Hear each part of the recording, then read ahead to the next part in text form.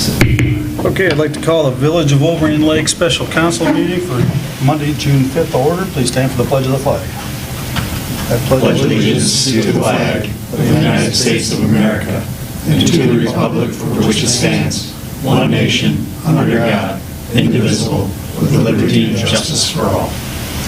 Thank you. Roll call, please. Nedra? Here. Doug? Here. Dumont? Here. Jeremini? Here. O'Brien? Here. We are awaiting Mr. McNutt, but he said he was going to be here shortly, and I'm assuming he'll be here, so we'll just continue on. Don't really need a motion. Don't really need a motion. Probably don't need to. He'll be here. I'm sure he'll be here. He was going to be working up until 7 o'clock, so. Yep. And then Councilperson Kaznecki is with us by phone Correct. from Florida. Florida. So how's the weather down there, Pam? Warm, 80. Yeah.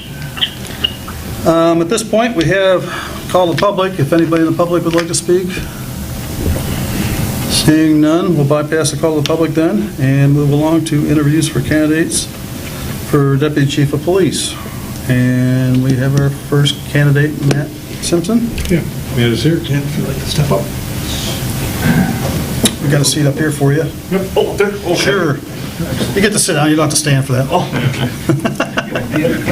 as I make my way up there, looks like some of you may already have it, but I have just a little information about me. Yep, I brought my file. It's a bulk of it getting free. Ooh.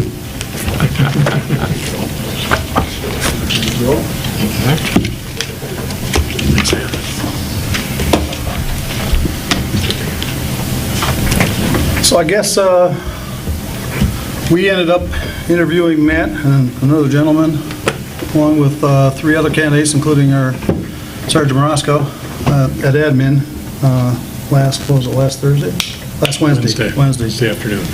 And so what we did at that point is we just kind of went around the room. There wasn't really any formal process of how we ask questions, so I guess we'll probably handle it the same way tonight, as far as I'm concerned. Sure. Does anybody else have any questions? So with that, anybody want to start out? Tell us about yourself. Sure. It sounds familiar. Obviously, my name is Matt Simpson. I'm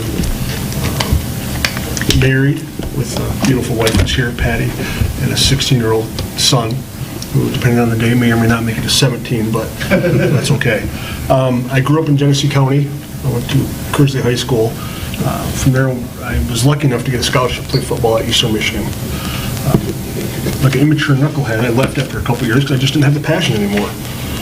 But I did have a passion for service, so I joined the military. This is right during Desert Storm when that was kicking off. In fact, I remember sitting in my dorm, hearing everybody yell, "Go USA," when that started. I was in the Army from 91 to 96, and I was a military police officer. I got out of the military. I was the first person in Genesee County to use the GI Bill to pay for the police academy. Back then, it's not like it is now. Back then, there was probably 400 people wanted 2 jobs. Now it's obviously a little different, but I paid for the academy myself. I was lucky enough to be hired by Grand Blanc Township. I worked there for a little over 25 years. Great town, great people. Retired earlier this year, and I think I made it a whole week before I said, I can't just sit here. So I applied, and I was lucky enough to get hired by the Oakland County Sheriff's Department. I'm stationed at the Pontiac substation right now. One of the things I'm especially proud of personally is I was the first one in my family not only to get any kind of college degree, but I've received my associates, my bachelor's, and my master's. I'm pretty proud of that. And I've been to some pretty great schools and met some pretty great people throughout my professional career and personally involved in sports. In fact, I officiate a little bit of Friday night football, and I meet some great people through that. So that's me. I live up in Holly, so I'm an Oakland County resident as well. Beautiful drive coming down here, by the way.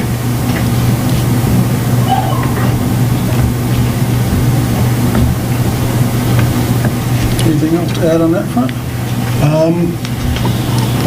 No, I don't think so. Okay. Good. Who's next? Want to go this way? Doesn't matter. matter. I mean, there's no Throw it order. out. How would you describe your management or leadership style? I would describe it as empowerment.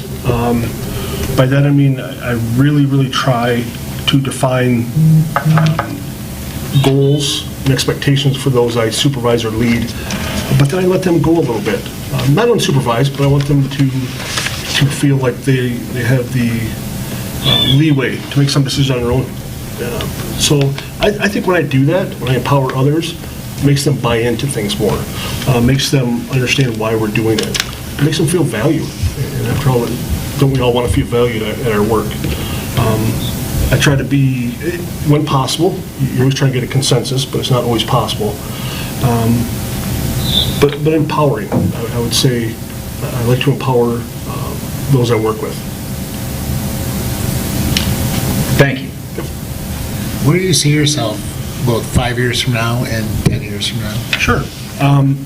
If I'm fortunate enough to get this position, 5 years from now, I hope to carry on what's already been started here, to be quite honest with you. It's the foundation that's been built for this community, this police department is phenomenal. And it's really drawn me here. So 5 years from now, I would really like to be carrying on the traditions here, maybe put a little bit of my own stamp on it. And a big part of between 5 and 10 years is making sure those who are coming behind me have a very easy entrance if and when I decide to make my exit. And I want to make sure I have a good succession plan.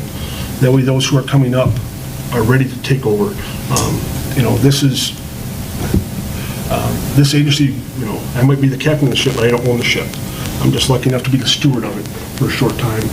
And I just want to make sure it's better when I leave it than when I get it. Which is going to be hard to do, but I like that challenge.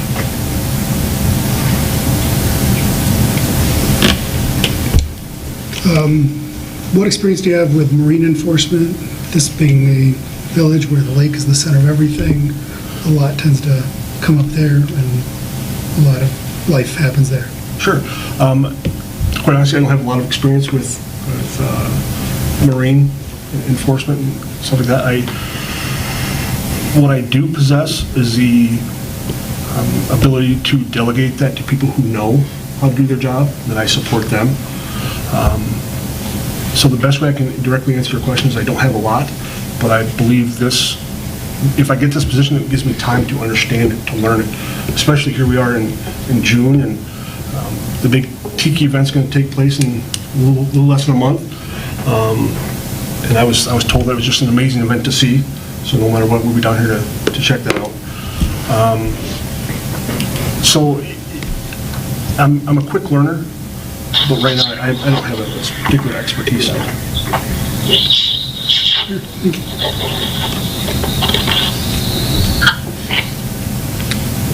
What experience do you have with collective bargaining? When I first started out at Grand Blanc 24 years ago, I was one of the union stewards. And so I was able to sit on, for lack of a better phrase, that side of the table when it came to developing those. As my career progressed, I stepped away from being the steward, and once I ascended in the ranks a little bit, I sat on the other side, the management side. And I was fortunate enough to learn from some pretty great leaders about how important cooperation is with CBAs, how important it is. It's a give and take. So I definitely have some experience. I've never been the lead on one, but I definitely have some intimate experience with it on both sides of the table.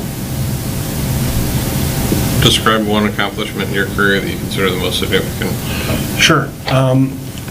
I would say my biggest accomplishment in my career has been those who I see now that I've trained earlier, that I mentored earlier, have now ascended to very high positions in agencies. In fact, one's the chief of police. The relationships that I've built are probably my greatest accomplishment in seeing those young people flourish and move forward. That's one thing I'll always have, and I think that's, if I had to pick one thing, I think that'd be my greatest accomplishment. What's the largest group of personnel you've managed? And in your opinion, how did things go? And was it well received from your employees? Sure. The agency I was at previously, we were 45 sworn with give or take 7 civilian employees. Just prior to me leaving, I was the number 2 person there. So I guess you could say not directly, but I was in charge of 43 others. Directly, I was in charge of immediate supervisor sergeants. We had 6 of them. Also, part of that was taking care of our TAC, our communications people. That was where all the civilians were. So, of course, there's always 2 sides to how it was received. I loved it. And I think they did too from the feedback I got. They liked having a voice.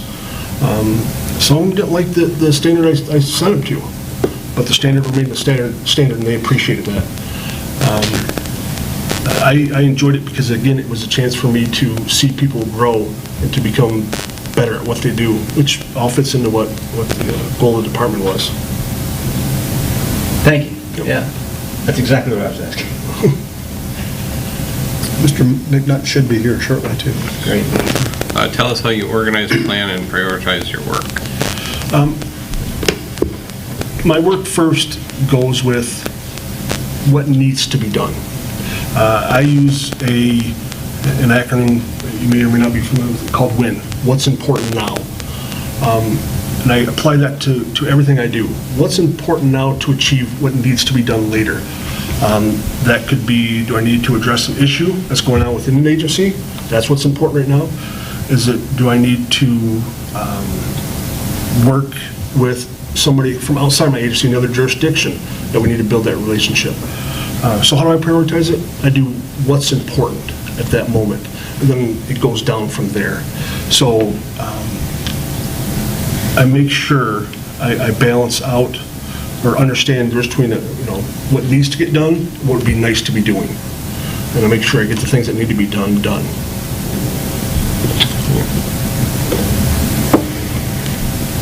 So, in the event that something arises that is you're not well versed in,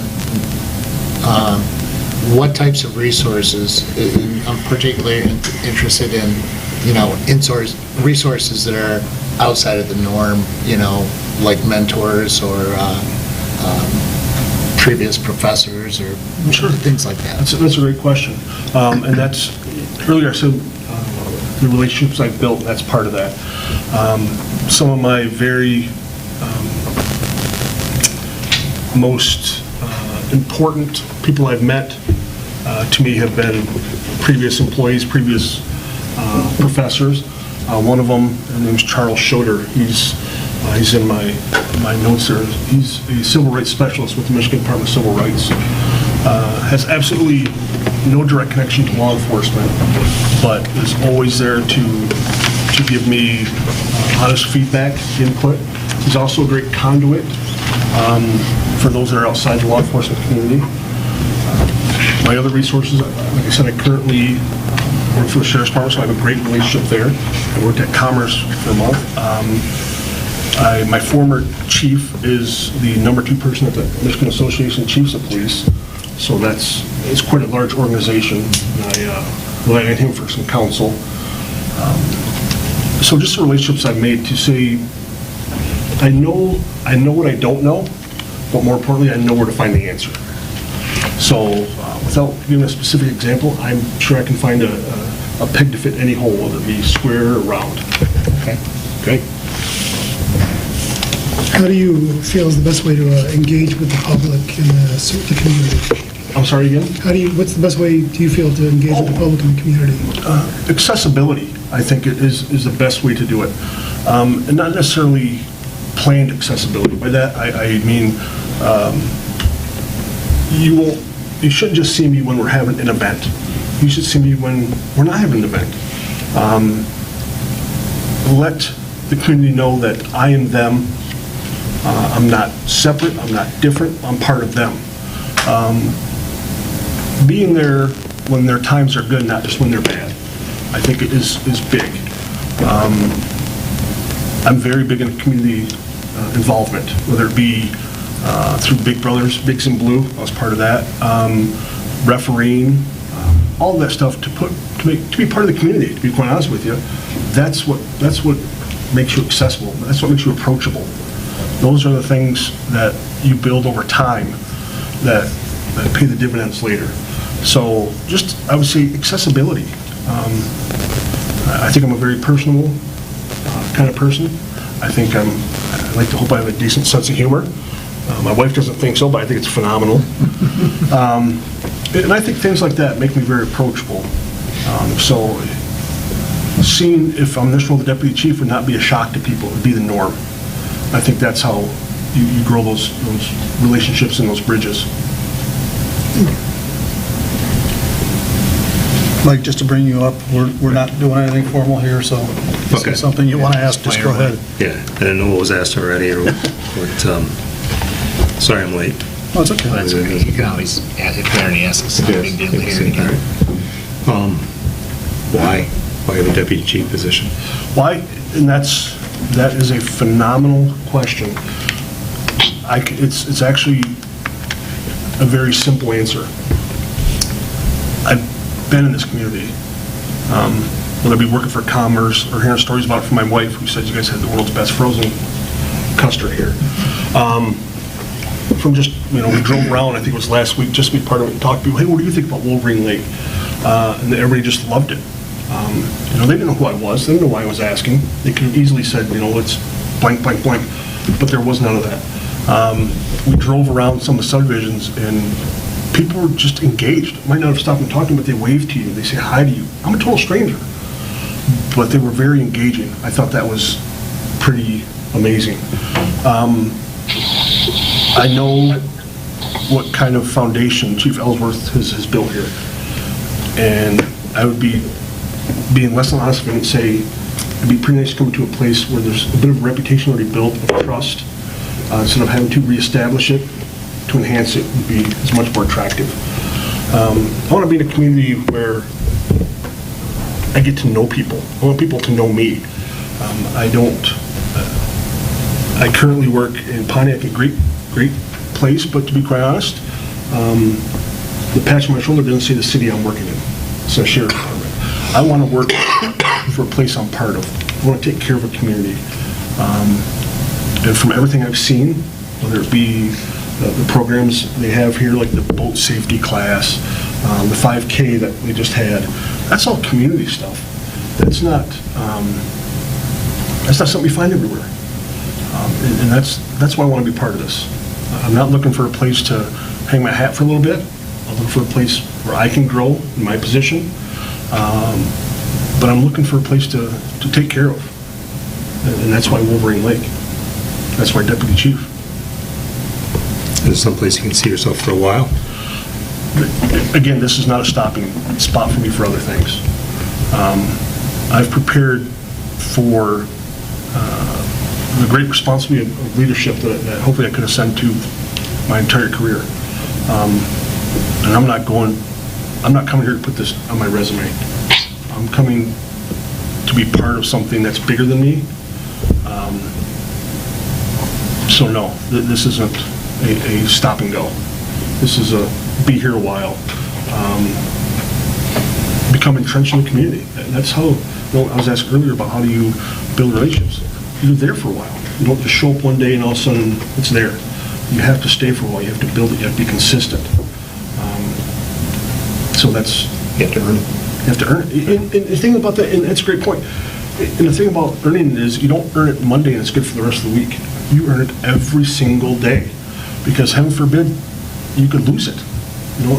I hope nothing does ever go bad, but the relationships you build ahead of time are what's going to help you later. And you don't build those relationships in a week, a month, a year. You don't do that. You build it over time. You say, hey, I'm here. I'm not going anywhere. I'm dependable. I'm consistent. And I think that's kind of gives you an idea why Wolverine Lake, why Deputy Chief, why this department. Because it's been made, whoever gets this job next is pretty damn lucky, because it's a great foundation's been laid. And I'd like to be that lucky person. What's your greatest personal weakness? Should have brought my wife. I would say my greatest personal weakness, I get a little, she calls it OCD. I get pretty passionate about something, and I get some tunnel vision about it. A couple examples. One day, quite a few years ago, I took up running. All of a sudden, I was doing 5Ks every single weekend. Didn't train during the week, but I did 5Ks every weekend for just nonstop, because that was my focus. School, I went from having just an associate's to having a bachelor's and master's in 4 years while holding a full-time job, because I hyper-focused. I knew that's what I wanted. Now, that can be a strength, sure, but can also sometimes be a weakness. Sometimes you can miss the other things on the outside. So I am learning, maybe it's age, to broaden my vision a little bit, to recognize, hey, it's not about what's in the tunnel, it's about everything around you. But I would say that's probably my greatest weakness. Okay, thank you. Pam, you have anything? No, I think you guys are asking some very outstanding questions. I'm very impressed. And I'm very impressed, I probably shouldn't say this, but with Matthew's responses. You go, man. Okay, thanks. The only thing I have is the chief of police is a position in Wolverine Lake where, maybe the guys won't say this, but, the people in the village love John Ellsworth. We love him, and we want to make sure that we replace him with someone that we can love just as much as John. So I just, don't break our hearts if you get the job. Well, I'll do my best not to do that, and I don't think the chief's in here. I think there's a better compliment that can be paid than what you just did. So, yeah, it's a position with a lot of weight to it, but I'm looking forward to carrying that. One of the questions that's on our list is what makes a great police officer. You have recently a Flint background, a Pontiac background, right? And this is a different environment here. Yes, sir. So what do you think makes a great, or even in your eyes, a perfect police officer? I think if I had to boil it down to one ingredient, it would be empathy. I think you have to be empathetic. You have to appreciate where people are, where they're coming from. I think that's what makes the good ones and the great ones, whether it be in police work or any profession. If you don't have empathy, then I think you're off to a very tough start. And that's one thing that and I'm trying not to begrudge it, but the one issue I have with the working in Pontiac, it's 20 calls a day. It's overdose to shooting to this. You don't get to really relate to the people that you're dealing with. So I would say empathy would be the one ingredient that separates the good ones from the great ones. Yeah, and you see a lot of that in our force, that's for sure. Following that up, how would you communicate with members of the community? That's a bit of obviously a general question. I would as openly and honestly and forthright as possible. I've never been one to try and distance myself so I won't have to give information or to communicate. I feel the opposite. Be upfront, be honest, be willing to say, I made a mistake. But I think the way you communicate is you're human. You are, there's certain things we all have in common, and I think you make sure you understand that. We all want to have a good life for our families, and I think that's how you really communicate. That's how you engage with the community, is to have that basic understanding. I think that's how you do it. Mistakes and all, I am who I am. And would you encourage your officers to communicate with the community also? Oh, absolutely. we're a service profession. There's no greater service profession, in my opinion, than this. And you can't really be a great servant if you don't know what people want. And we're very used to that now, so. And the standards are high, but the standards are the standard. And you don't adjust them, you don't lower, God forbid you don't lower them. But the standard is the standard. And the easiest way to have your officers do that is you do it first. You know, I'll be darned if I tell an officer he should go and talk to those, those folks over there if I'm not willing to walk with them. That's, I think officers, because I've been there, can see through the BS. They know what's real, and I respect them enough to encourage them to communicate. Like I said, we're all the same on certain things. We don't need to put up a wall between us. And they've built here a relationship, and I can tell by what I see online, that it's of the community. It's a beautiful thing. I'm not trying to be overly dramatic, but it's a beautiful thing that you should be proud of, and I can tell is lots been invested in that.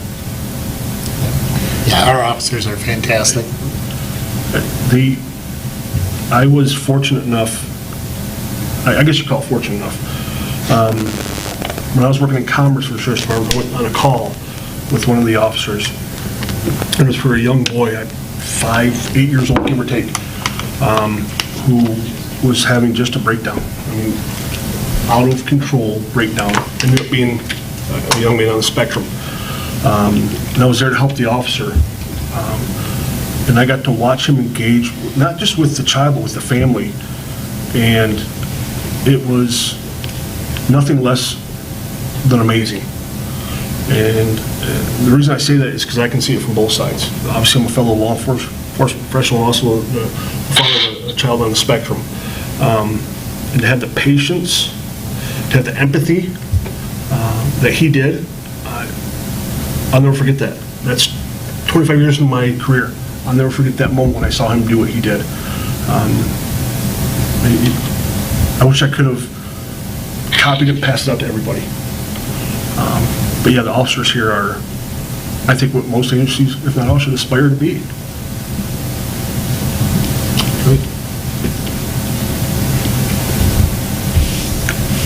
So what's your position on the use of force, and when is it appropriate? Use of force is something that needs to be, it's a tool. It's not the only tool, and it should be used as sparingly as possible. Are there times when it's appropriate? Absolutely. But that's not until you do everything else you can first. There's certain things you can't take back. The way you treat somebody, you can't take that back. And if that's by use of force, you better make sure you're justified. Because if you're right, I got your back. I'm with you 100%. If you're wrong, you're wrong. But to directly answer your question, use of force, it's not something, it's something that you should have the ability to apply, but understand with it comes great responsibility. It's not the first answer. Hopefully it's the final answer. Okay, great, thank you. What techniques can be used to build dedication and loyalty amongst the members of the police department? Great question. I'm very focused on that ever since I was a lieutenant, over 40-some people. I think the key is to treat them and train them enough where everybody wants them, but make them feel valued enough where they'd never want to leave. That's what I think the key is. That's how you build that relationship with them. You have to understand each of them has a passion. Each person has a drive. You just have to fashion that drive to fit the overall goal, and let people, let the employees know you're part of the ship too. Just because I get to steer it doesn't mean I'm the only one on it. So that's how I would encourage the officers. They have a voice. I want to hear it. Let's be honest. If I was deputy chief or maybe chief one day, I have 2 sets of ears, or a set of ears and a set of eyes.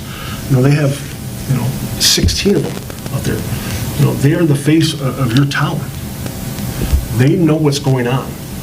And I need to hear that. I need to let them know it's valued. Thank you.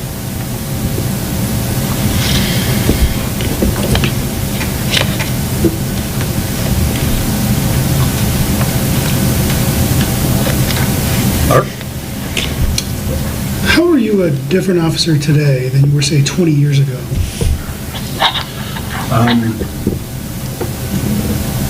Hopefully better.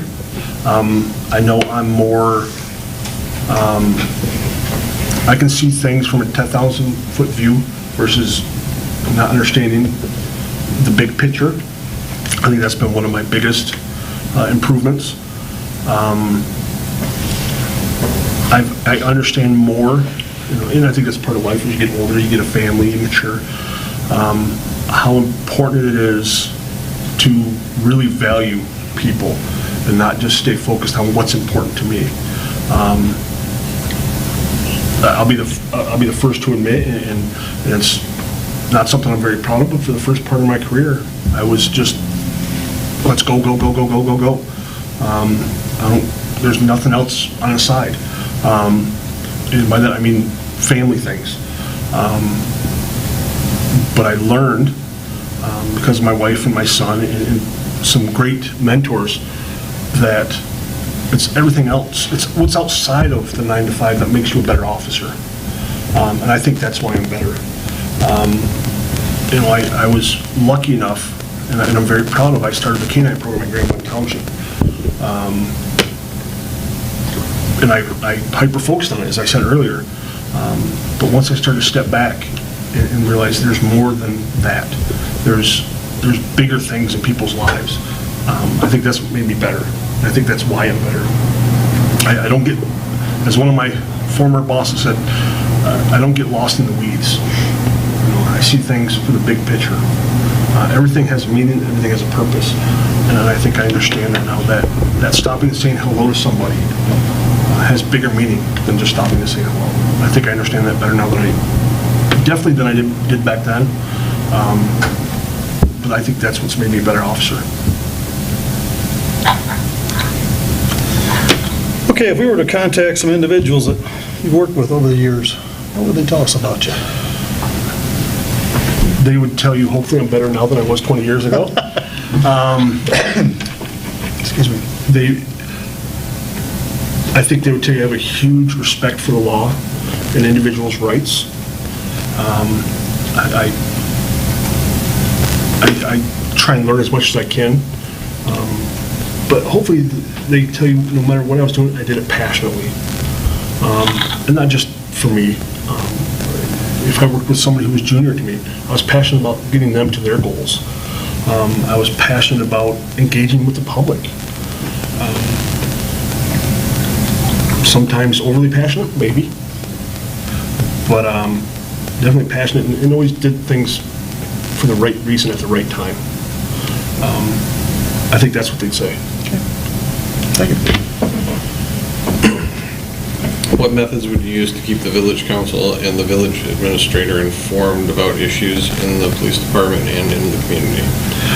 I think the first thing I would do is build a relationship. I'm an outsider right now. It's my job to build that relationship with you, to come to you. I don't want you seeing me if I was the chief, deputy chief, oh no, here comes Deputy Chief Simpson, something bad's going on. No, I want to reach out to you and keep you as informed as possible and let you decide what you're going to value as far as information. I don't like surprises. I don't want the council to be surprised. Whether it's an issue within my agency, it's an issue in the community. I don't want them to be surprised. If I know, they're going to know. Within reason, of course, there's some personal issues in there, but from just a strictly professional, I'm here to serve them, not just the council, but the community. So that's how I keep them informed. I'm available, sometimes too available, but It's just the relationship with them. I let them know what's going on. They deserve to know. They've empowered me. And that's one reason I have this job, is because of them. So just keep them informed. Don't let little things grow into big things. I'd rather say, hey, we're having a little issue here today versus 6 months from now saying, oh no, it's bad. Because by including you, I don't have all the answers. Maybe I get some guidance from the outside.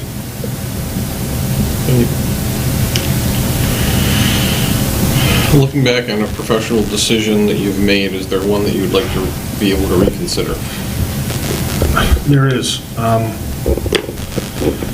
As I said before, I was hyper-focused on my career and loved it early in my career. When I started the K-9 program, which being a dog handler is amazing. Everybody loves dogs, and none more than me.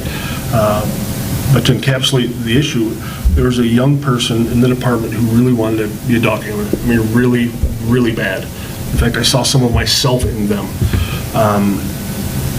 But they just weren't the right fit at that time to get a dog. And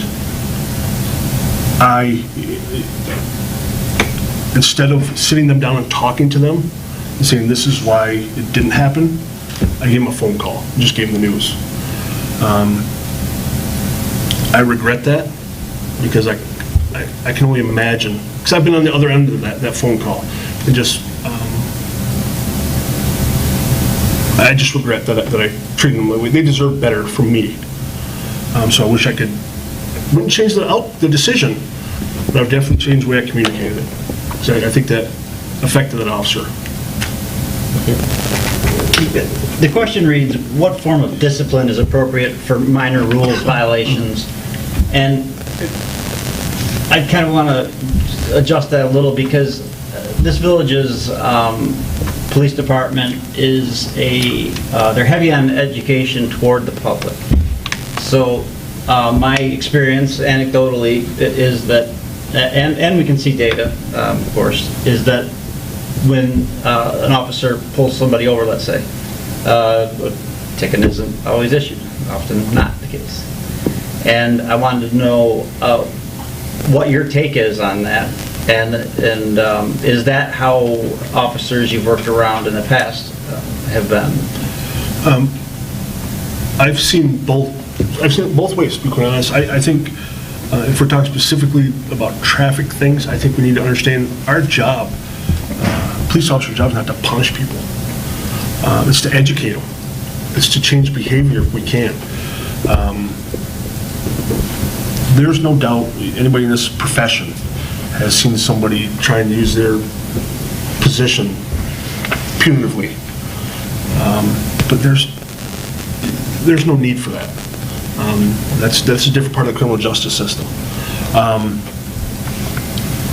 Whatever is least painful but most productive is what you use.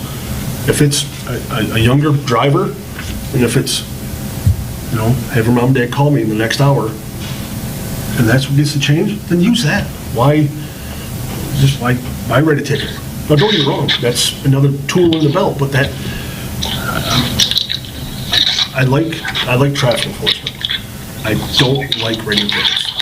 Doesn't mean I won't, but that doesn't excite me. Understood, thanks.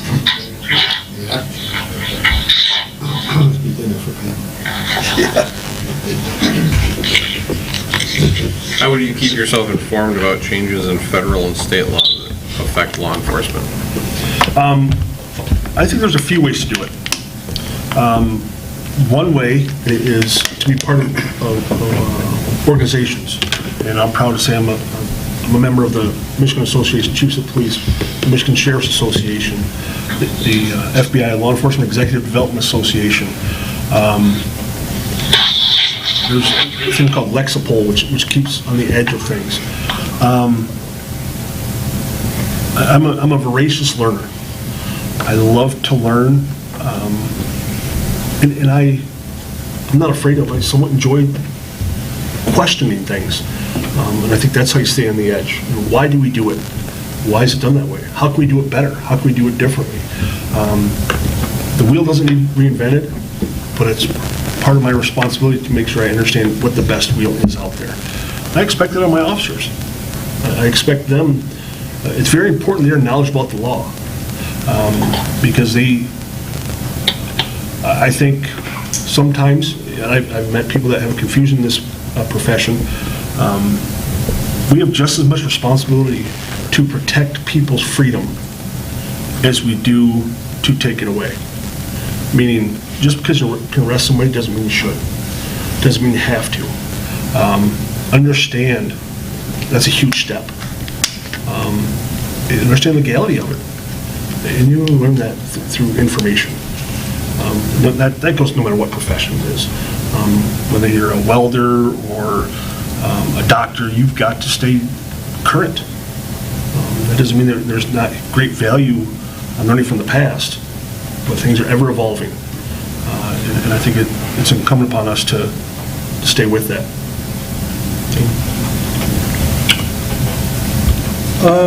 What makes for a great chief of police? I think this, to be quite honest, a lot of the same things make great officer. Empathy. Not just for those in the community, but for those within your agency. Understand everybody has things they're going through. I need a great chief needs to make sure they care about Matt Simpson, not just Officer Simpson. So I think the great chiefs do, they're very empathetic. I think they're consistent. What you see is what you get. I'm the same way Monday as I was Tuesday. I'm the same way with you as I was with somebody else. Humility, I think, is big. Knowing what you don't know, you understand there's nothing wrong with not knowing, I think garners a lot of respect. Whether I've done this for 25 years, I'm quite sure if I get in a room with the officers that work here, their knowledge is going to be just as good, if not better, than mine. And to be able to reach out to them, I think, really values them. So I would say empathy, consistency, humility, and of course communication. That's any level of any profession. Thank you. What are your feelings about using social media for communication with the public and things like that? I think it's, and I've used this word a few times, it's a tool, it's not a substitute. It's a way to get a message out to a large group, but it doesn't take the place of face-to-face whenever possible. I think it's a tool. It can have its disadvantages. Everybody's a hero behind a keyboard. But it's a great tool. There's a responsibility to it. You can't ignore it and say, we're not going to use that, we're not going to do that. That's not staying with what's current. But technology in no form takes the place of one-on-one communication, of human communication. So again, it's a tool. I think it's a good tool, but it's just a tool, and it needs to be used as that. Chief? Mr. Simpson, again, thanks for coming. I have a two-part question here. It's going to be more specific rather than the generic type.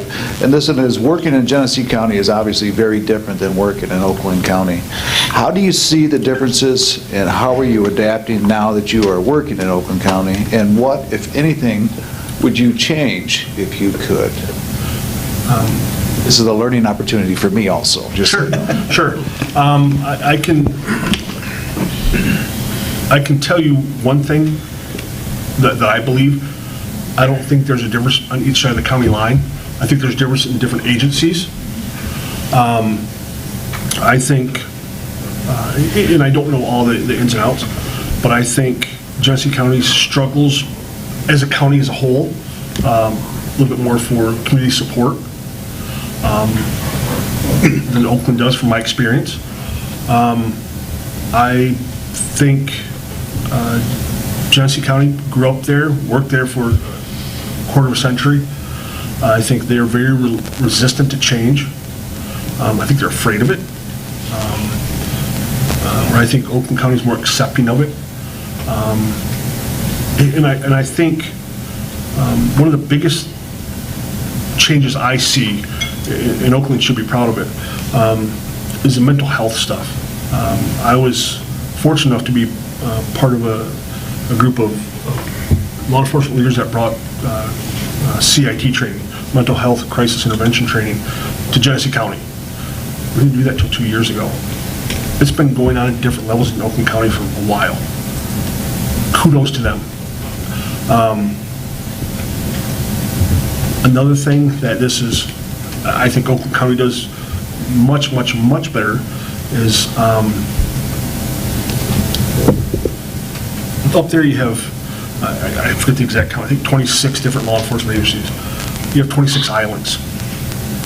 I don't see that as much here. An example would be up there, there's 26 different agencies, there's 20 different RMS, report rating systems. Here, you have Clemish, you have that consistency, that tie-in. I think, while that may sound, every day to you here, you have no idea how ahead of Genesee County you are with that. You should be extremely proud of it, because I think that makes the officer's job easier, which I think makes them better. I think it makes the community better.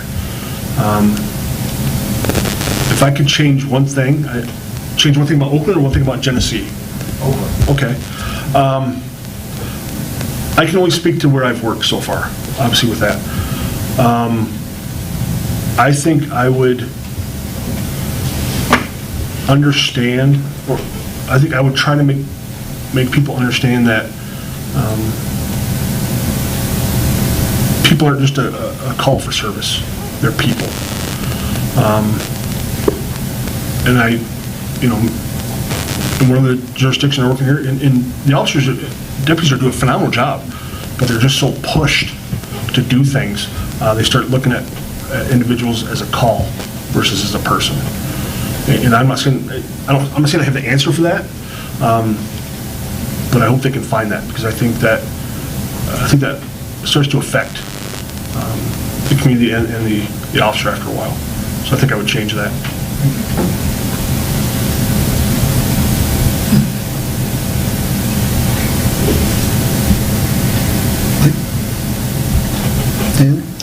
Yeah, what about your career so far prepares you for this position? Probably the last 25 years, 6 months and 8 days, every day preparing me for it. But some specifics, because I take education so seriously. I'm big into training. I've been to some amazing training, things like the new Chiefs School, Staff at Command, which was an amazingly difficult school, but I'm very happy I've been there. Leadership from police organizations. Those are the kind of things, along with the ability to network and learn from others, I think it's prepared me for this. There's no new problem under the sun. There might be new versions of that problem, but there's nothing new. So why not learn from somebody who's been through it? And if you've been through it yourself, be honest about it. Say, I could have done that better. I think that's what's prepared me for this. Being able to learn from others and just take it upon myself to learn to be better about how I deal with people. That's ever evolving. So hopefully tomorrow, I'm even prepared more than I was today for this job. And it just continues and continues.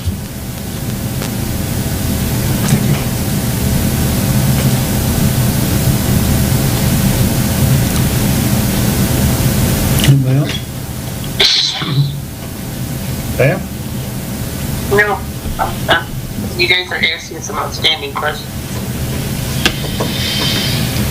Do you have any questions for us? Yeah, the first question I have is for Pam on the phone, and I asked Mr. Gillen this. How do you go on vacation when you live in Wolverine Lake? Well, I'll be very honest with you. We have 2 children, a daughter and a son in Florida, and we see our daughter and our 2 grandchildren and son-in-law every single week. We sit, okay, our 8 and 11-year-old every Friday night. I mean, we go out, we do all kinds of stuff with them, and Goodbye. Time's up. Wasn't me. I think Administrator Gillum cut her off. She's too long-winded. Sit next to Just a couple other very small questions. Forgive me if I'm taking up too much time, but I'm very heck no. curious. Obviously, what's been built here, as far as the community and the department's outstanding. I also believe everything's evolving. As a council, as a community, where do you see this community evolving? Where do you see this agency evolving? What programs would you like to enhance? What programs, if any, don't exist that you think could be beneficial?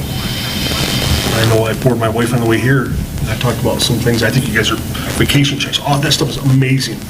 Of course, everybody wants to put their own touch on things. So I'd be curious to know what you think is the next evolution or will be evolving. I think personally, we've got a heck of a situation. I mean, our department's excellent. We're in good financial shape as a village. We've got a lot of great things going. Been very fortunate. And I think personally, I'd like to maintain what we have. That's the largest thing. And I mean, the world's evolving and changing, but we've kind of managed to somewhat stay isolated and insulated. But I think that's why most of us moved here, is to, like I said, why go on vacation, right? I mean, we've got it here, so. Sure. And there, we dropped the call. That's a big portion of what I feel we'd like to maintain. So not to change the world, try to just maintain what we have. And yeah, we've got some great programs. I mean, vacation checks. Well, we do go on vacation. I mean, that's a great thing because we don't have to worry about it. And we know our officers are running the streets. Sure. They know they're taken care of. They know we're out of town. They know what to look for. So that's a great thing. You don't have to worry about your house when you're on vacation. yeah. Somewhere else. Right, Pam? Yeah, except I would much prefer to come down to Florida in the wintertime than in the summer. we are babysitting, that's why we're down here. I wish we had more seafood here too, but. So I guess maybe that kind of answers your question to some degree. Try to enhance the quality of life we have here, and it's pretty hard to do. Improve on that. It's hard to beat. It's very hard to beat. Yeah, it's a great place to live. And like I said, we love our village, and I think we have an outstanding council. I have never seen a more engaged council in years. I mean, I'm very impressed with the caliber of our council and with the caliber of our chief of police, John, and our policemen and women. Like I said, the guys may not agree with me in this, but we love John. And so those are big, big, big shoes to fill. So.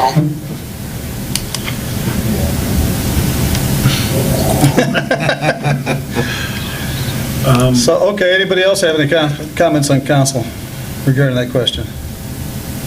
Yeah, just maintain the accessibility that the residents have. He's talking to a resident, they have a great story about any one of the officers, and John, it's almost like an interpersonal relationship. They have very comfortable, and they have great things to say. Maybe not, always the outcome isn't what they want, but it's handled well. And they all speak highly of every officer because of that, and relationships that they fostered. So maintaining that is very important. Sure. There's been a lot of turnover in the village, and there was a lot of residents who lived here 40, 50 years who have passed on or moved away, and so there's a lot of new people that are, creating that relationship that people like Chief Ellsworth work so hard to do. So it's that onus to continue with that, and because there's a group that has these expectations already because we've become accustomed, but then there's these new folks who, learning that and understanding that we have that kind of police force and that kind of chief. I would agree. As I said earlier, the standard is the standard, and it's been set pretty high here. So, yeah, the expectation should be high. That's how you get the high level of performance, a high level of communication relationship is through doing that. So, yeah, it would be a tough act to follow, but boy, would it be a fun one to follow.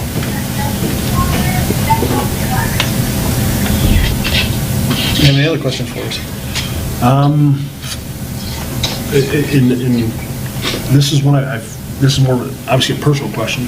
What sets the department heads apart that you consider great versus those who are okay?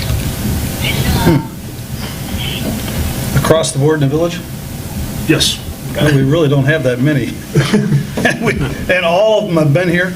I mean, our administrator's probably been here just probably the least amount of anybody. Our treasurer now was with us 10 years ago as administrative assistant for quite a few years, to maybe 15 years ago, right, John?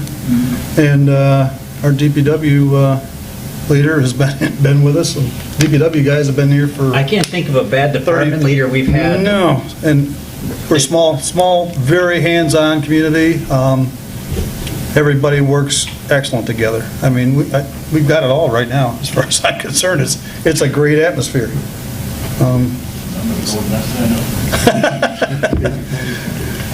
They are all good at communicating to council in particular, especially when there's something important for DPW, when there's something important. Andy's here presenting it, well-researched, has the answers for our questions and things like that. I think that goes a long way for us to have trust in him and our departments and chiefs, same thing every time, with all the kinds of budgetary varying things, especially this past year or so, every time. The information that we need to be able to make those kinds of decisions, and it's just always it's been that way with every department leader we have. Mm-hmm. Everybody cares about the village, Well, apparently. that's 100%. exactly, I think that the first and foremost is what's best for the village and then what's best for the department. It's kind of how it rolls down. It's everybody's thinking about everybody. That was, and I said it in my earlier interview, that's pretty evident when you have 12 people running on the chicken commission. I mean, that's people who care. That's a lot of chickens. A lot of chickens. But yeah, you definitely have a village where people care. And not every town has that, whether you have 1,000 residents or 100,000. So that's kudos to you guys because it's both ways. The residents care because you guys care, and you guys care because they care. So, no, that's the only question I have. Okay. Anybody else on council? I'm good, thank you. Okay. I guess we'll wrap it up then. And wish you luck. All right. Thank you so much for the opportunity. coming in. Yeah. Well, absolutely. Thank you for letting me come and speak to you. Absolutely. Oh, you too. You too. Thank you so much. Appreciate you taking time. Oh, my pleasure. My pleasure. Appreciate your time. Oh, thank you. My pleasure. Thank you for having me. Thank you. Want to take a short break? Sure. You go stretch your legs. Thanks a lot. Thank you. Let Pam take a short break too? Come back in an hour? Put her on hold.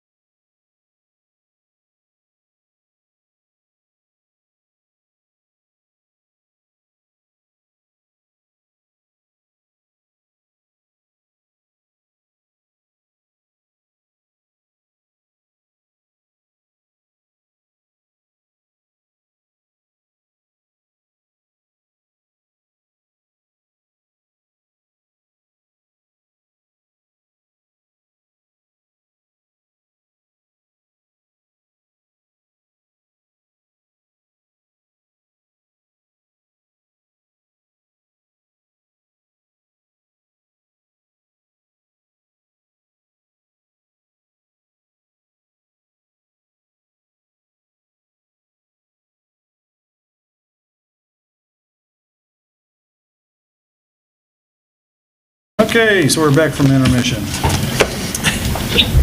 And we have our second candidate here, Christopher Solik. Good evening. Probably use the same format like we did at the admin meeting, so we'll just bounce around for questions. So tell us about yourself. Christopher Sobick, happily married for 33 years, just celebrated my anniversary. Got 3 awesome kids, 2 son-in-laws.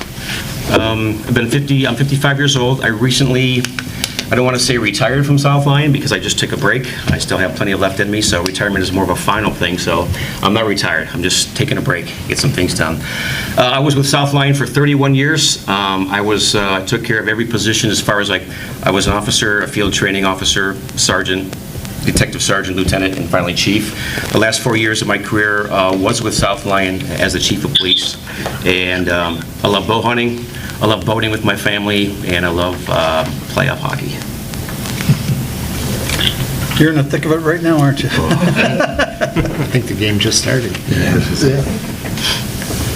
So, with that in mind, where do you see yourself in both 5 years and 10 years from now? 5 years, I will be the chief here at Wolverine Lake Police Department. And in 10 years, there's a good possibility I may be there here as well.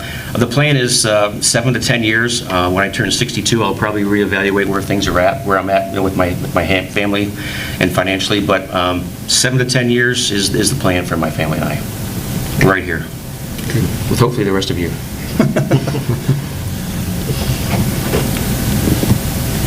How would you describe your management or leadership style? It's more of a leadership style than a management. I'd rather lead people than manage. It's basically like a combination of transformational. It's people-oriented, getting them involved in the processes, letting them be free thinkers, letting them have the ability to do things on their own and experiment on their own, but also be part of a team. So it's more transformational, but also I'm really big on servant leadership. Doesn't matter where you're at in the title. I mean, obviously in this organization you have the chief, the sergeant, and then your officers, but servant leadership allows me to be what I need to be no matter what situation. For example, just because there's titles and there's ranks, it doesn't mean that I can't serve the people below me. For example, when the janitor is gone at South Lyon, I was the one that was cleaning toilets and scrubbing urinals. I was the one cutting grass out in the yard to make it look nice. I was vacuuming, I was painting. So I was serving everybody in every level, no matter what it was, and even the other department heads. So I like to serve people, and I like to make them know that they're very, very important to me, and I value them. So transformational and servant leadership. Yes, thank you. What makes a great chief? Great chief, the ability to listen. I think the chief has to earn the respect and the trust of his officers and his superiors. I think you need to be respected by your officers. You need to be an example. You need to be the face of the agency, the face of the department. You need to be able to communicate well with the people, your superiors and your officers below you. Obviously with the city council and the city manager as well.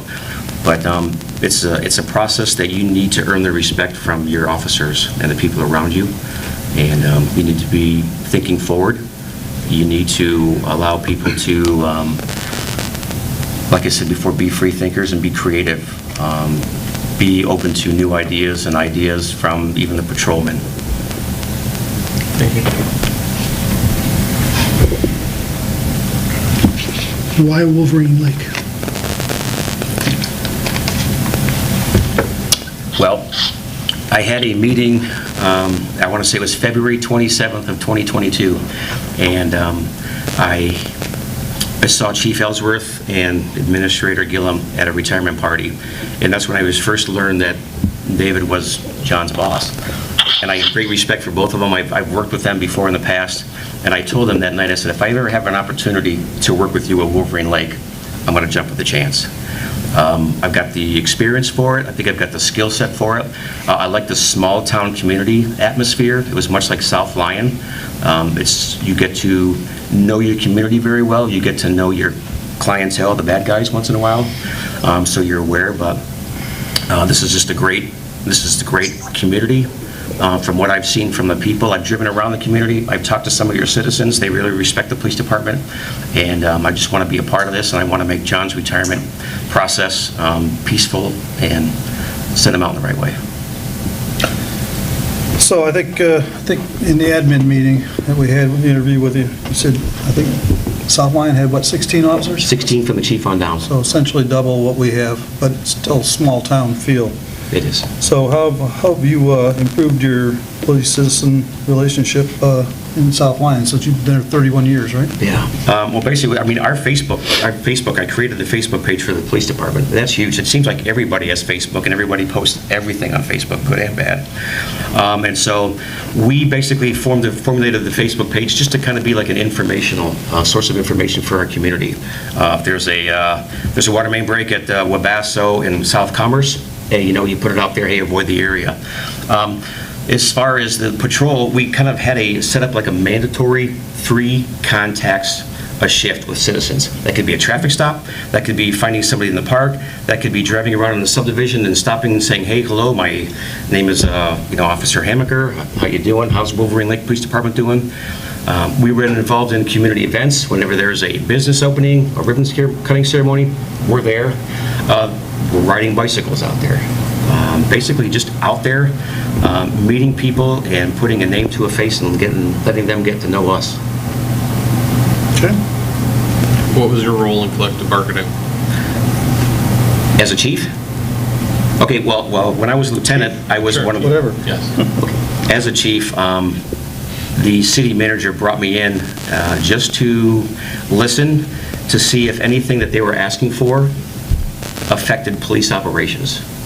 We agreed going in there that I wasn't going to say yay or nay on the increases, pay, salary, or anything like that. Anything that had to do monetarily, I stayed away from, but anything having to do with police operations, I would give my input as to what I thought about that. If they wanted to change something in the contract having to do with police operations. Thank you.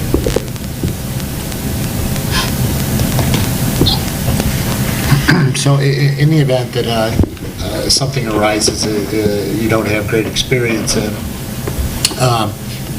what sorts of connections and resources that you've made and mentors that you may have that outside the normal channel of stuff is what I'd really like to know about, because I think that's important. Sure. I was fortunate enough to attend the FBI National Academy in Quantico, Virginia back in 2012.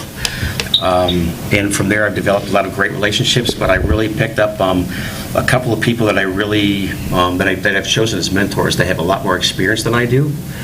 So outside of the normal people that I have that I talk with as far as the sergeant and the chief, I have another individual who has recently retired from this area who knows the officers, knows the area, knows the situations, and I can bounce situations off them, and I have.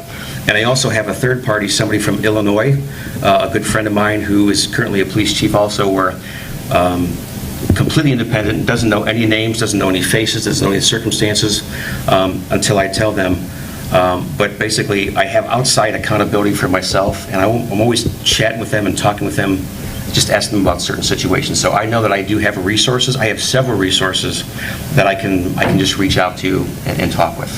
You know, and I've also developed, as far as the agencies around here, over the years, I've developed really good working relationships with even like Walled Lake and even Wolverine Lake, Commerce Township, White Lake, Novi. I have the chiefs and the commanders in my phone, my contacts, that I can just call and say, hey, this is what's going on, can you give us a hand? Or, hey, I know this is going on in your jurisdiction, can we send anyone over to help you out? So the working relationships are very important, especially in a small community like this, where you have sometimes a major incident might happen. There's resources that you're going to need, and having those resources available to you. But as far as the incidents, I have outside mentors that I chat with very often. Great. Chief's often brought up that when we're going to hire a new officer, that he looks for good people and then makes them into great officers. Tell us why he's wrong. Tell us why he's wrong? I really don't think that he is wrong. I mean, in an agency like this, where hiring and finding qualified people is just so difficult for everybody nowadays. So when you're looking for the right person, you're also looking for someone that's got the temperament for it. So when you're looking to hire somebody, you're looking for someone that's got the right temperament to be a law enforcement. You're looking for someone that has experience, and you're also looking for someone that's going to stick around long-term. Because you don't want to train these people like some other agencies do, and they leave after 4 or 5 months. So I think the key is to hire good people, make them better officers, but give them some type of incentive, and in the hiring process, just try and figure out whether or not they actually want to stay or not. You don't want to invest all your time and money. You don't want to train someone here to go to Oakland County Sheriff's Department after 2 months. Thank you. Tell us how you organize, plan, and prioritize your work. Say it again, sir, sorry. Tell us how you organize, plan, and prioritize your work. I'm really big on time management. I'm really big on personal management. Obviously, you got to set your certain priorities, what's most important to the police department. You got to set your goals, and you start working toward those. As far as prioritizing goals, as a police department, I think it's very important that you get everybody involved in the process, because I have some personal goals, but you want to get the department goals. You want to get the people that are actually in the department to figure out what those goals are so we can start working together toward those. But time management, I set a list of things to do, and I just start knocking things off the list to make sure I do them right, make sure I do them properly. Thank you.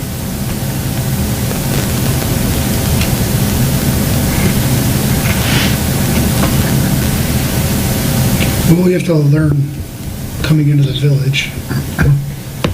What will you have to learn? I mean, you've already been a chief, so you've got a lot of experience, but what potential new challenges might you encounter here and that were different from South Lyon?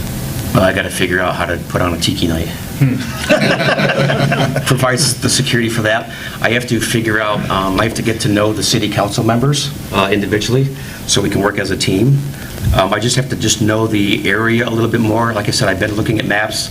I've been driving around the area trying to put landmarks together, just talking to the citizens, but I have to work closely with John to figure out what the department needs and how I can more so support him right now. I'm coming in as the deputy chief. He is the boss. Whatever he says, go. If I see something that may maybe improve process, I'll just mention it to him. But I do know the chain of command, but I think the biggest thing is just to kind of get to know the area where everything's at and get to know you, and so you guys get to know me.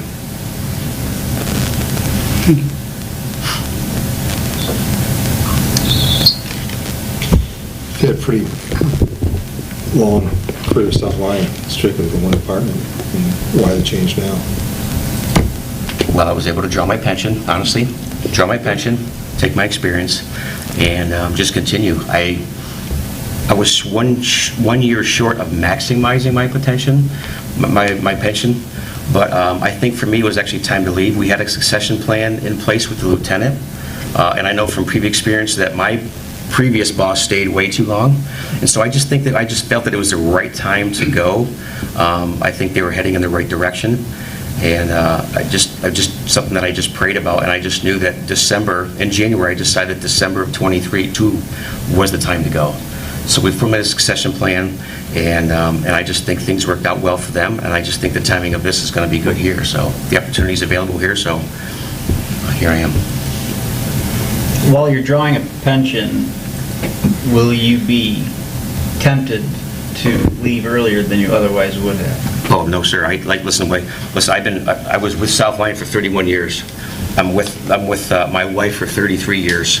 Always faithful to both. Well, I'd say longevity and loyalty is what I have. So the plan is to 7 to 10 years. I'm not going to stick around here for a year and say, the plan is 7 to 10 years. That's all I can give you is my word. Yeah. Good enough. Mm-hmm.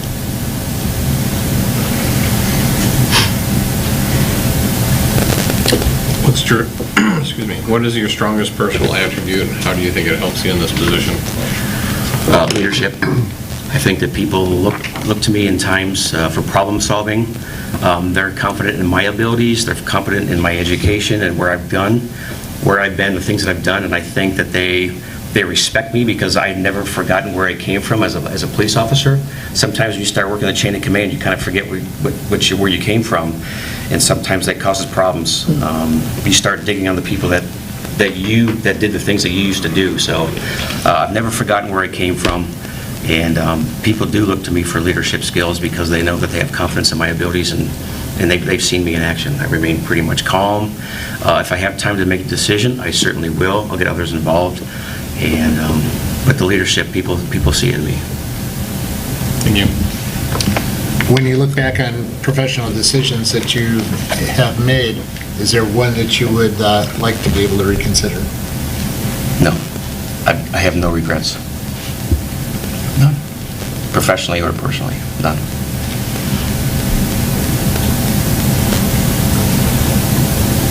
How have you changed and improved as an officer in 30 years of your career? I became a better listener. I became a better delegator in leadership. That's important. I used to try and take everything on myself, and other people weren't getting the opportunities, they weren't getting the blessings of having a job well done. So I've learned to delegate a lot more, become a lot more confident in myself. I just expect more out of myself. My level of self-monitoring and my performance is very, very high. You'll never have to question my loyalty or my evaluation or my performance while I'm here. What's your greatest personal weakness? Sometimes I get frustrated because I get patient. For example, like if I have something to do, I hate having to wait on somebody else to get my job done. Getting quotes for the generators. You know, I'm putting together the agenda note for the city council, and I'm putting together the plan for it and the spreadsheets. And when I have to constantly call somebody back to get me that bid that I'm looking for, it's very, very frustrating. It's like I'm on a deadline. I've tried working on it, and I know that I can't expect people to perform the same that I do. So it's very frustrating. A little impatient, but I'm working on it. Okay, thank you. You had brought up Tiki Night. Did you have a similar event in South Lyon that, I won't say comparable, so maybe you can compare it to? We did, yes. We had a Pumpkin Fest. It's usually the last weekend in October. It's a Friday, Saturday, and Sunday event where there's food trucks, there's arts and crafts, there's bands, and it's like a constant, I guess like a huge ceremony for the entire weekend. It's a big deal. We have thousands of people. We close down the main four corners of South Lyon, and a lot of planning goes into that with the DPW, the water, the Pumpkin Fest committee. We have very, very few problems. It's very well regulated. Our police presence is there, but yeah, we have Pumpkin Fest, and it's a major, major event. I mean, for South Lyon, for a smaller community, everybody gets involved, and we can have as many as 5,000 to 6,000, 7,000 people down there at one time. It's a pretty big draw. Almost as bad as Laguna. Yeah. Laguna. We triple our population, I think. It's fun. You'll see.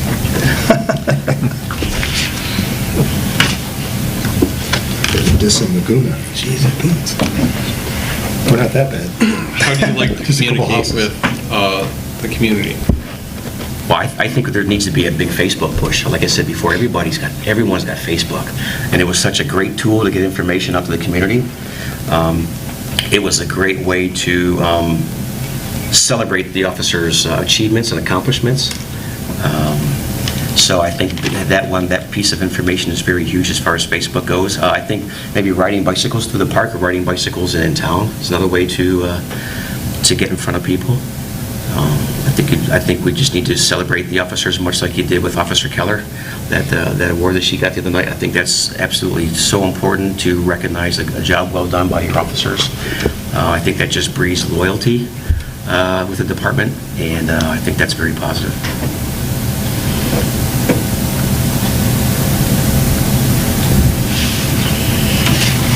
Describe the one accomplishment in your career that you consider the most significant. Personally, it would be my marriage. In my career, it would be getting the opportunity to become the chief and lead the department, and being an accredited police agency. Very time-consuming, a lot of work. but I'm very proud of that accomplishment. If we were able to contact some individuals that you'd worked with over the years, what would they tell us about you? Not afraid to get his hands dirty. Willing to do what he needs to do, well-respected, cares about you,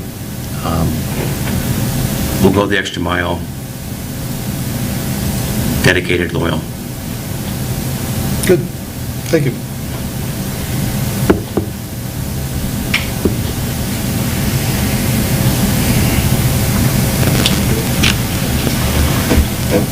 Pam? Okay, I'm going to go with my same question. We love our Chief Ellsworth, John Ellsworth. He has been with our community for years and years. And we are a small village. I mean, and having a personal relationship with the people that live there is just as important as the strong police force entity that makes people feel safe. I mean, it's a personal bond. Is this something that you would have a problem with? Oh, I would have absolutely no problem with it, Councilwoman Kazanecki, not at all. As a matter of fact, when I was the chief, I would actually just drive around in the subdivisions looking for people, whether they're bringing their groceries in or doing some landscaping or something, and I would actually stop, I would talk, I would introduce myself, maybe give them a business card and just kind of ask them for an evaluation of the police department. Hey, how are we doing? How can we improve? Any suggestions you want to make? And I've always had an open door policy for people to come in here, so that would not be a problem at all. As a matter of fact, that's probably one of the first things that I should be doing when I get in here is just get myself out there and introducing me to your people, your community. Okay, thank you, because like I said, we love our John Ellsworth, and they are very, very big shoes to fill. So, thank you. Oh, I've seen the council meetings. I know you guys adore him.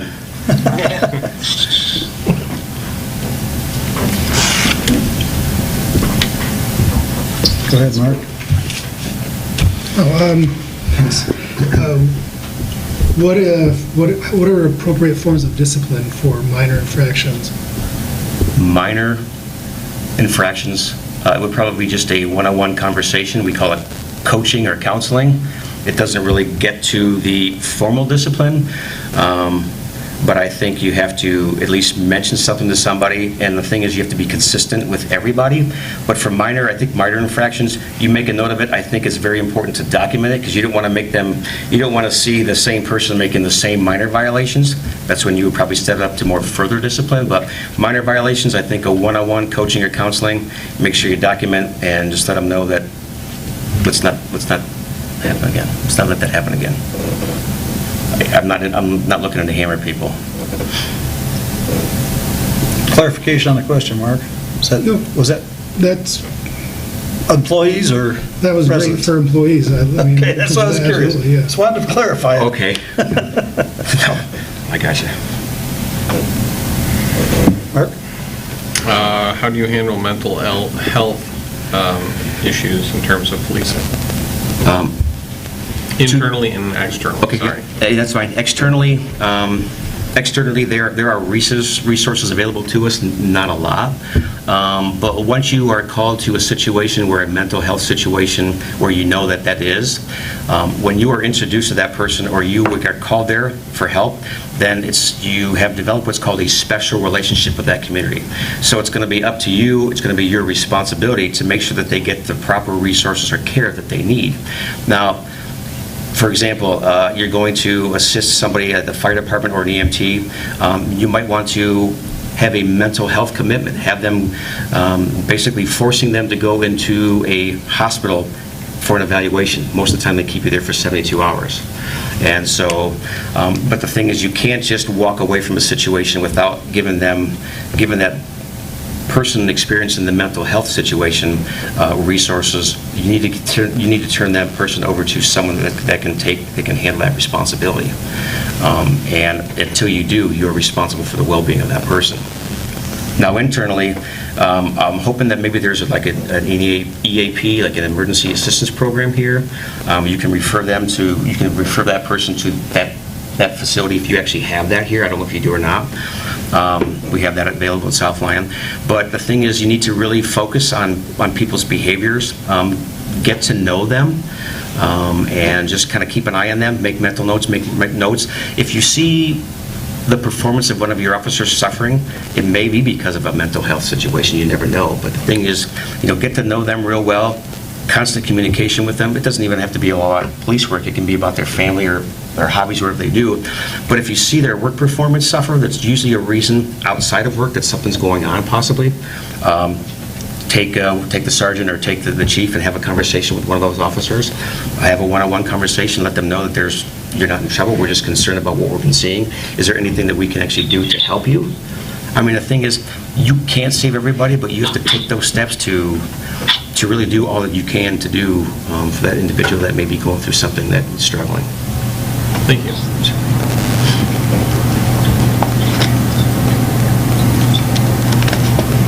How have you handled internal conflicts? By talking things out. Sometimes people, as far as if there's an order and they don't follow it, then there's going to be discipline. But internal conflicts, could you be more specific as far as what type of conflict you're... No, because I'm not sure what kind of conflicts we have in our department. Okay. They're dealt with very well. Okay. All right, very good. For me, the open line of communication, face-to-face, one-on-one is very important as to finding out and investigating things. Hopefully, maybe with your experience, you can figure out solutions to internal conflict. Yeah, you got a little piece of glitter on your right side. There you go. You're shiny. Glitter come from? So it's just more about the personal, the one-on-one conversation, and obviously that's where one of those opportunities where you can maybe contact one of your mentors from outside. Hey, I got this going on, very kind of unusual. I haven't been through this before, but this is what's going on. Can you give me a hand here? But it's something that has to be dealt with. You can't just let it go. Yeah, because there's a saying like whatever you permit is what you promote. So you got to make sure that you nip things in the bud. But Well said.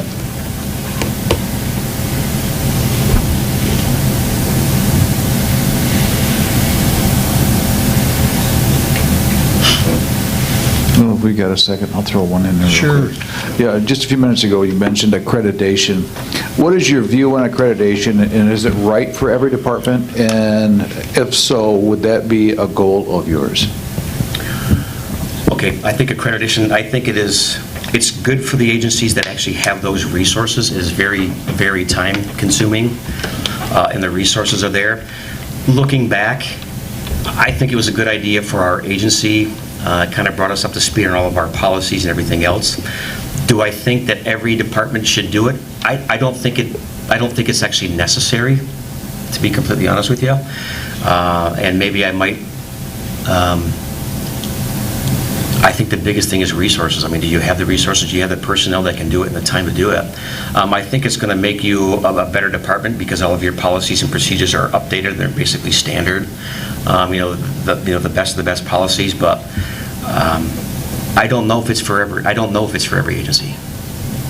I'd have to take a look, and that's something that we can discuss and just see what kind of resources we have, and I'll get into more details about what it is, but we can certainly discuss it. But the honest answer is I don't know whether or not it would be effective here or necessary here in this agency.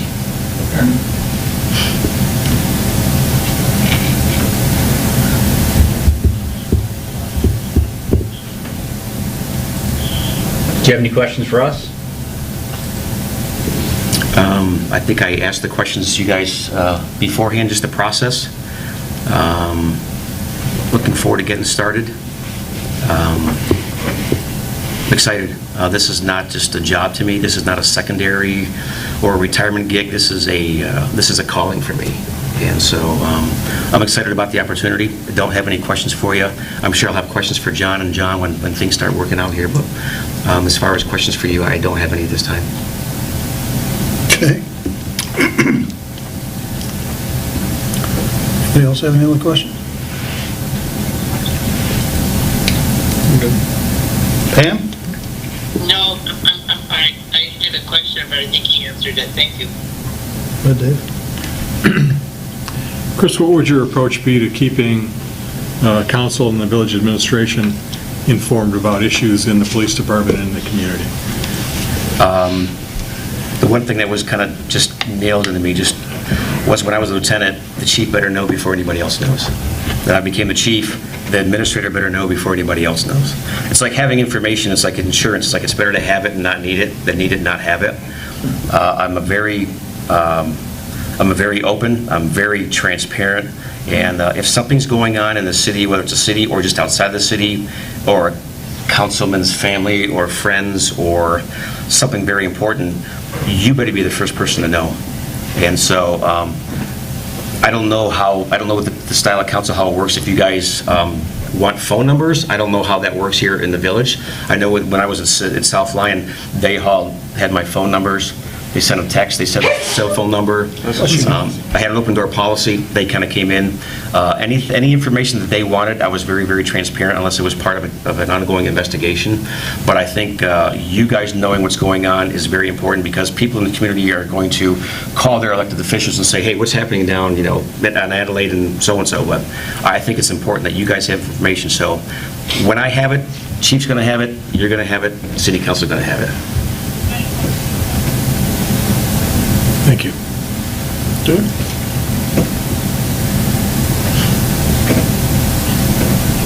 Anybody else?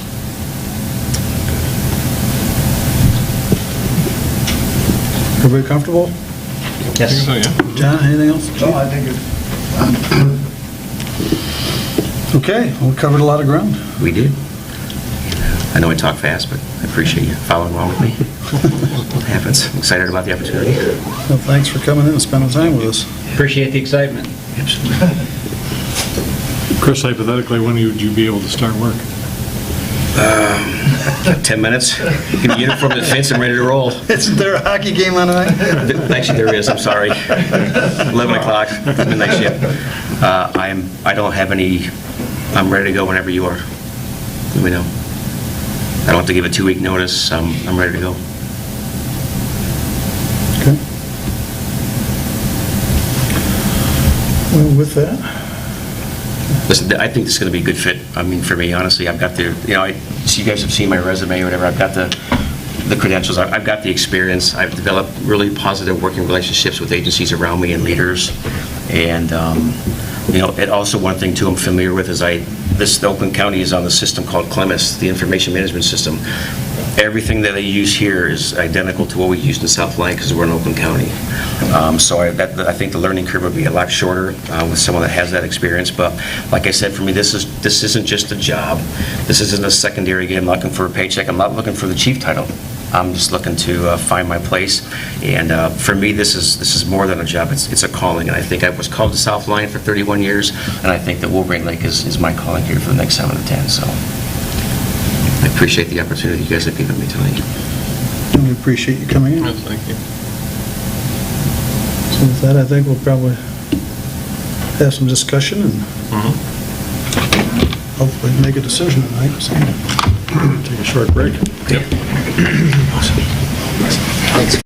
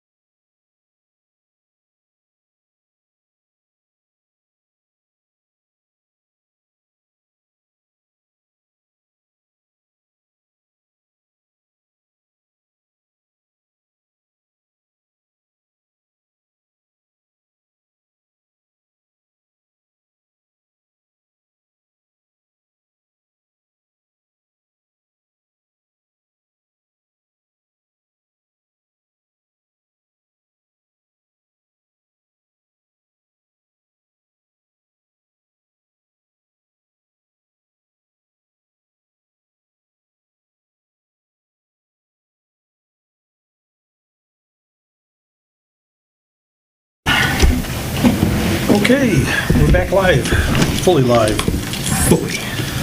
So I guess at this point, probably the best thing to do would be to have some discussion on what we just heard between the two interviews and see what everybody thinks. I think they were both really good candidates. But I think I have to agree with what you said in terms of the ease of transition, more so than anything else. Yeah, I just want to say that, we interviewed 5 last Wednesday during the administrative committee. And both these guys, pretty much tit for tat, basically fulfilled all the same answers that they did before. Both very good candidates. They also both have very good demeanors, carry themselves well, and good experience. It's a good problem to have. It is. Yes. Yeah, it is. It's a tough problem to have. But it looks like, especially because of the similarities between the community that Christopher came from and Wolverine Lake, that I think is a smoother fit. Based on that alone, the other communities are so much different than ours, where it's almost Matthews community, where Christopher's is, not identical, but similar. Small town, we'll call it, lack of a better word. We're a village. Smaller learning curve. Yep. So I would actually be comfortable making a motion that we move forward with Christopher Solbeck for the deputy chief, part-time deputy chief position. I'd second that. Motion by Duff, second by O'Brien. Any other discussion? I think it's a good decision. Oh, Pam? Yeah, you have any discussion? Do you have any thoughts, or? Hello, Pam. Yeah, I'm here. I thought I could vote. Well, but no, I think you can discuss. You can discuss. You can put your 2 cents in, that's for sure. Yeah. So. From being on a phone conversation, not being able to see the candidates, not being able to see gestures, interaction with the village council, it's very, very hard for me to. I thought they were both outstanding candidates. I will say that from the pre-information that I received, prior to the interviews tonight, I was unbelievably impressed with Matthew's thoroughness and his resume and letters of recommendation like I've never seen in my entire life. So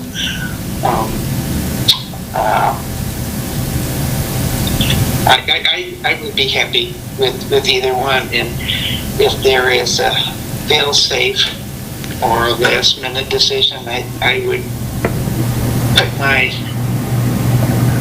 vote in with whatever Chief Ellsworth feels. Ass in the buck. The halos around you, Chief.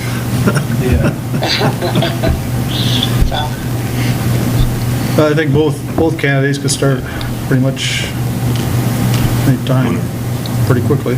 Yep. From what I recall. Yeah, I didn't ask Matt, but I assume he'd have to give some kind of notice to the Sheriff's Department. Call for a vote? Duff, Yes. O'Brien, Yes. Giromini, Yes. McNutt, Yes. Nedrow, Yes. Jamont. Yes. Okay, that's it. Pam can't vote, so I think that's unanimous. And at this point, we probably need to direct the administrator to negotiate some terms of employment at this point. Yeah, I'll follow up, and maybe with input from the chief, too. And see what we can put. We'll see if we can pull something together to have for you for next week's council meeting. That may be a little bit too aggressive a time frame. For the benefit of those of you that aren't in the admin committee, Chris's father in Pittsburgh has been very, very ill. He was there, left basically right after the admin committee meeting last week to go to Pittsburgh to be with his father. Was out there with his brother. all weekend, and then came in yesterday to be here for the interview tonight, and is probably headed back there tomorrow morning. He's not near death, don't get me wrong, but in talking with Chris tonight, after the interview was completed, he said his father is in the hospital being evaluated right now, and he expects when he comes home, they're going to be in the process of moving him into hospice. So he's got a lot going on right now. He's obviously very interested, very motivated to get this done and to get started here, but there may just be some limits as to how quickly we can get stuff done. But we'll do as much as we can, as quickly as we can, given everything that's going on. He'll be here for TV. One way or the other. One way or the Yeah. I wish his dad all the best then, Yeah. his family. Back in. Yeah. Go ahead, Jim. I will say this, Mr. Simpson really impressed me. I certainly wouldn't be disappointed with either one, or Sergeant Morosco for that matter. Sergeant Morosco really impressed me during Yes, he his did. interview process as well. But either one of them would have sufficed, but I think you guys have made a wise choice. He's well-known in the area amongst the leadership of the departments, and I know he's well-respected, so feel very comfortable with that. But thank you. Thanks for doing all this. I know it's a lot of extra effort, and we appreciate it. And hopefully we can continue with the tradition of excellence here. So thank you. Thank you. You? I would expect nothing less of our village. Agreed. Okay, with that, any other business? I have nothing else. Thank you. Okay. Motion to adjourn. That's where I was waiting for. Second. Thank you. Thank you very much, everyone. Motion by Duff, second by O'Brien. All in favor? Aye. Opposed, motion carries. Now, we can turn on.